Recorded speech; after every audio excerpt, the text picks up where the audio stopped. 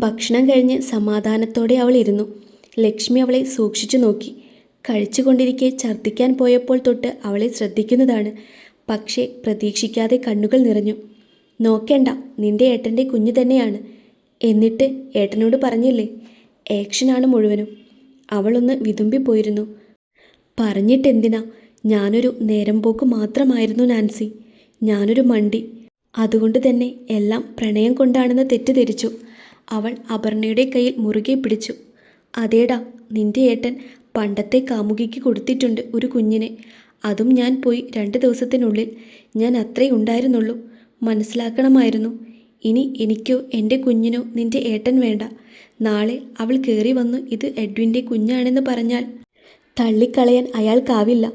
അപ്പോൾ ഒഴിഞ്ഞു കൊടുക്കുന്നതിന് നല്ലതല്ലേ ഞാൻ ഇപ്പോൾ പോകുന്നത്. എനിക്ക് ഇനിയും വേദനിക്കാൻ വയ്യ. വിഹാൻ സാർ എന്നാ വരിക? ഒരാഴ്ച കഴിയും. 2 ദിവസം കൂടെ ഞാൻ ഇവിടെ നിൽക്കും. അത് കഴിഞ്ഞ ശ്രീയേട്ടൻ വരും. ഞാൻ പൊയ്ക്കോളാം. അത്രയും സാവകാശം തരുമോ എനിക്ക്? അവളൊന്ന് തലയാട്ടി. നിന്റെ ഏട്ടനോട് എൻ്റെ കാര്യമൊന്നും പറയരുത്. ഞാൻ ആത്മഹത്യ ചെയ്യില്ല. എനിക്ക് ജീവിക്കണം. എൻ്റെ കുഞ്ഞിന് വേണ്ടിയെങ്കിലും ജീവിക്കണം. പക്ഷേ ഞാൻ തനിച്ചു മതി. അവൾ വീണ്ടും അപർണയുടെ കൈ പിടിച്ചു. തനിച്ചു മതി ലച്ചു. നിനക്കിവിടെ സുഖമല്ലേ? ഒന്നുമില്ലെങ്കിലും വിഹാൻ സാർ ഈ ലോകത്ത് ഒരാളെ പ്രണയിക്കുന്നുള്ളൂ. അത് നിന്നെയാണ്. അത്രയെങ്കിലും സമാധാനിക്കാം. അത് പറഞ്ഞപ്പോൾ ലക്ഷ്മിയുടെ കണ്ണുകളൊന്ന് നിറഞ്ഞു. പ്രണയം? അതിന് പ്രണയം എന്നാണോ പേര്? എയർപോർട്ടിലെത്തിയ നേരമാണ് അവൻ്റെ ഫോൺ ശബ്ദിച്ചത്. സാർ? എന്താടോ? സാർ, ഇവിടെ ഒരു സ്ത്രീ വന്നിട്ടുണ്ട്. പേര് പറഞ്ഞില്ല. പക്ഷേ നാൻസി മേഡത്തെ കാണണമെന്നാണ് പറഞ്ഞത്. നാൻസിയോ? അവനൊന്ന് ചിന്തിച്ചു. ഞാനൊരു ഫോട്ടോ അയച്ചു തരാം. അവരാണോ എന്ന് നോക്കി പറ. ഉടനെ അയാൾ ഫോട്ടോ അയച്ചു കൊടുത്തു. തിരികെ ഫോൺ ബെല്ലടിച്ചപ്പോൾ അവൻ വേഗം എടുത്തു. സാർ? ആ പറയൂ. ഇത് തന്നെയാണ്. ഇവരാണ് വന്നിട്ടുള്ളത്. അവൻ്റെ മുഖം മുറുകി. അവരെന്ന് പോകുമെന്ന് അറിഞ്ഞു വെക്കേ. ഞാൻ വേഗം വന്നേക്കാം. ശരി സാർ. 3 ദിവസത്തിനു ശേഷം തിരികെ വരുമ്പോൾ അവന് ദേഷ്യം വന്നിരുന്നു. തൻ്റെ പുതിയ പ്രോജക്റ്റിനെ കുറിച്ച് അറിയാൻ അവൻ പറഞ്ഞു വിട്ടതായിരിക്കും അവളെ. ഇത്തവണ അവളെ വിടില്ല താൻ. അപർണ ലക്ഷ്മിയെ ഒന്ന് മുറുകെ കെട്ടിപ്പിടിച്ചു. ഇക്കഴിഞ്ഞ ദിവസം കൊണ്ട് മണിക്കുട്ടി അവളുമായി കമ്പനിയായി കഴിഞ്ഞിരുന്നു. അവൾക്ക് കഴിക്കാനുള്ള ഭക്ഷണമായി വന്നപ്പോൾ അപർണ ചിരിയോടെ അത് വാങ്ങിച്ചു. ഞാൻ കൊടുക്കാം നാൻസി. അവൾ ചിരിയോടെ അപർണയ്ക്ക് നേരെ നീട്ടി. കഥ പറഞ്ഞു തരുമോ? കഥ വേണോ മണിക്കുട്ടിക്ക്? ആൻറ്റി, ഒരു രാജകുമാരിയുടെ കഥ പറഞ്ഞു തരാം. അവൾ തലയാട്ടി. തെല്ലൊരു കൗതുകത്തോടെ ലക്ഷ്മി അവളെ നോക്കിയിരുന്നു. നിനക്ക് കഴിയാതെ പോയത്. പണ്ട് അങ്ങ് ആഴക്കടലിനുമടിയിൽ ഒരു മത്സ്യകന്യകയുണ്ടായിരുന്നു. അവൾ വലിയ കുട്ടിയായപ്പോൾ മുത്തശ്ശി അവൾക്ക് കര കാണാൻ പോകാനുള്ള സമ്മതം നൽകി. ആദ്യമായി കര കാണാനെത്തിയ രാജകുമാരി കണ്ടതോ, ദേ അങ്ങ് ദൂരെ കപ്പലിൽ സായാഹ്നം നോക്കിക്കൊണ്ട് നിൽക്കുന്ന ഒരു സുന്ദരനായ യുവാവ്. അവൾക്ക് അവനെ ഒത്തിരി ഇഷ്ടമായി. സംസാരത്തിൽ നിന്ന് അവനൊരു രാജകുമാരനാണെന്ന് മനസ്സിലായി. ഒറ്റ നോട്ടത്തിൽ തന്നെ അവളുടെ ഹൃദയം അവൻ കവർന്നു കഴിഞ്ഞിരുന്നു. അവൾ വേഗം താഴെയെത്തി മുത്തശ്ശിയോട് പറഞ്ഞു. മുത്തശ്ശി, എനിക്ക് ആ രാജകുമാരനെ കല്യാണം കഴിക്കണമെന്ന്. അത് പറ്റില്ല മോളെ. നമുക്ക് മനുഷ്യരെ പോലെ കാലുകളില്ലല്ലോ. എനിക്ക് കാല് വേണം മുത്തശ്ശി. എനിക്ക് ആ രാജകുമാരനില്ലാതെ ജീവിക്കാനാകില്ല. അപ്പോഴേക്കും ഭക്ഷണം കഴിഞ്ഞു. ആ, മുഴുവൻ കഴിച്ചല്ലോ ഇന്ന് മണിക്കുട്ടി. ചിരിയോടെ അവളുടെ മുഖം കഴുകി തുടച്ച് വന്നവളെ ലക്ഷ്മി നോക്കി. എന്തേ? മുഴുവൻ കഥ പറയോ? അവൾക്ക് ആശ്ചര്യം തോന്നിയെങ്കിലും പതിയെ പറഞ്ഞു തുടങ്ങി. മുത്തശ്ശി അവൾക്ക് ഒരു ഗുളിക നൽകി. ഒപ്പം ഒരു മൂർച്ചയുള്ള കത്തിയും. കരയിലെത്തി ഈ ഗുളിക കഴിക്കണം. അപ്പോൾ വാല് മാറി കാലുകൾ മുളയ്ക്കും. പക്ഷേ നല്ല വേദനയായിരിക്കും. അത് നീ സഹിക്കണം. ആ രാജകുമാരന് വേണ്ടി ഏത് വേദനയും സഹിക്കും. അതിനവൾ തയ്യാറായിരുന്നു. എങ്ങാനും ആ രാജകുമാരൻ നിന്നെ ചതിച്ചു എന്ന് തോന്നിയാൽ ഈ കത്തി അവൻ്റെ ഹൃദയത്തിൽ കുത്തിയിറക്കി നീ തിരിച്ചു വരണം. അവളൊന്ന് ഞെട്ടിയെങ്കിലും മറുപടി പറഞ്ഞില്ല.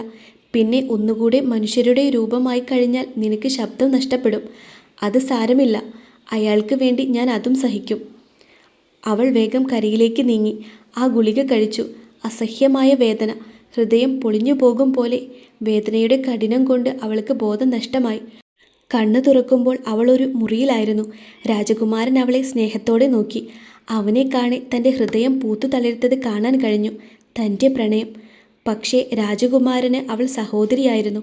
കാരണം അപ്പുറത്തെ രാജ്യത്തെ രാജകുമാരിയായി അയാളുടെ വിവാഹം ഉറപ്പിച്ചിരുന്നു. ഓരോ നിമിഷവും തൻ്റെ പ്രണയം പറയാൻ കഴിയാതെ അവൾ വേദനിച്ചു.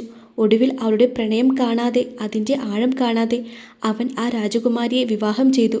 അവർക്കൊപ്പം കപ്പലിൽ പൊട്ടിക്കരഞ്ഞ അവളെ കാണാൻ മുത്തശ്ശി വന്നു.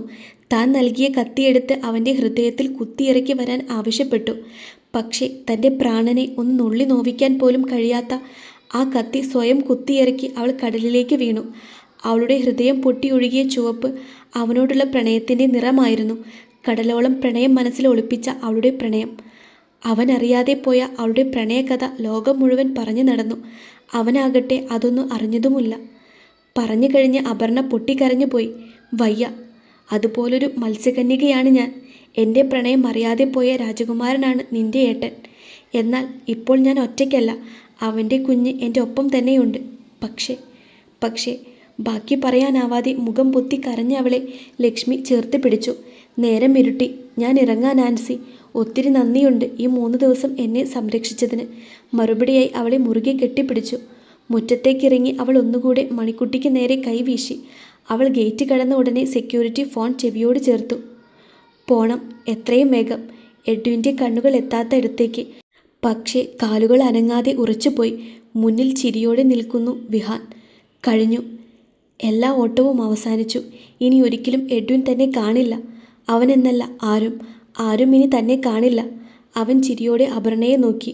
ബോയ്സ്, ആരേലും മേഡത്തിന് ഡോർ തുറന്നു കൊടുക്ക്. ഒരാൾ പിറകിലുള്ള കാറിൻ്റെ നടുവിലെ ഡോർ തുറന്നു. അവനെ ഒന്ന് നോക്കിയിട്ട് മിണ്ടാതെ വന്ന് വണ്ടിയിൽ കയറി അവൾ. കരയരുത് എന്ന് കരുതിയിട്ടും കണ്ണുകൾ നിറഞ്ഞൊഴുകി. മേഡത്തെ നന്നായി നോക്കണം കേട്ടല്ലോ പിള്ളേരെ. ശരി സാർ. എന്നാ വിട്ടോ, ഞാൻ എൻ്റെ ഭാര്യയൊന്ന് കാണട്ടെ. അവൾക്ക് എന്തേലും പറയാനുണ്ടോ എന്നറിയാലോ. ചിരിയോടെ അവൻ നിന്നു. ആ കാർ മുന്നിൽ നിന്ന് മറഞ്ഞ നിമിഷം അവൻ്റെ മുഖം വലിഞ്ഞു മുറുകി. വണ്ടിയിൽ കയറി അവൻ വീട്ടിലേക്ക് തിരിച്ചു. ആകെ തളർന്ന് പാറിപ്പറന്ന മുടിയിഴകളായി അവൻ കയറി വന്നു.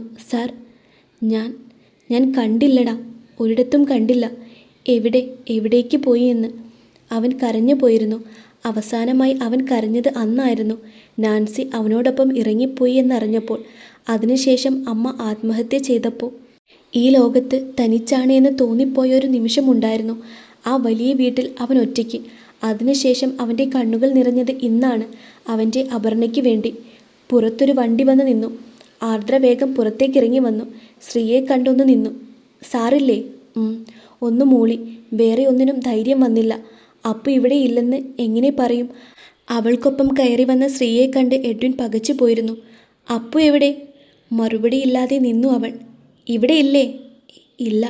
എവിടെ പോയി? അവൾ മിണ്ടാതെ എഡ്വിനെ നോക്കി. അവൾ ഇവിടെ ഇല്ലല്ലേ? ശ്രീ, ഞാൻ സാറിന്ന് വീട്ടിൽ വന്നത് അവളെ തിരഞ്ഞാണ് അല്ലേ? അല്ലെന്ന് പറയുന്നില്ല. സാർ പേടിക്കണ്ട, അവൾ എന്നെ വിളിച്ചിരുന്നു. എപ്പോ? എവിടെ നിന്ന്? അവൻ ചാടി എഴുന്നേറ്റു. സാർ, അവൾ സിറ്റിയിലേക്ക് വരാം, അവിടെ കാത്തു നിൽക്കാനാണ് പറഞ്ഞത്. ഞാൻ കരുതി അവൾ ഇവിടെ നിന്നാകും വരിക എന്ന്. ഇവിടെ നിന്ന് അവൾ ഇറങ്ങിപ്പോയത് എന്ന് എനിക്കറിയില്ലായിരുന്നു. ഇത്ര നേരം കാത്തു നിന്നിട്ടും വരാതെയായപ്പോൾ ഞാൻ വന്നതാണ്. ഇപ്പോഴാണ് അവൾ ഇവിടെ ഇല്ലായിരുന്നു എന്ന് മനസ്സിലായത്. അവൾ എവിടെയാണെന്ന് ഞാൻ ചോദിക്കണമായിരുന്നു.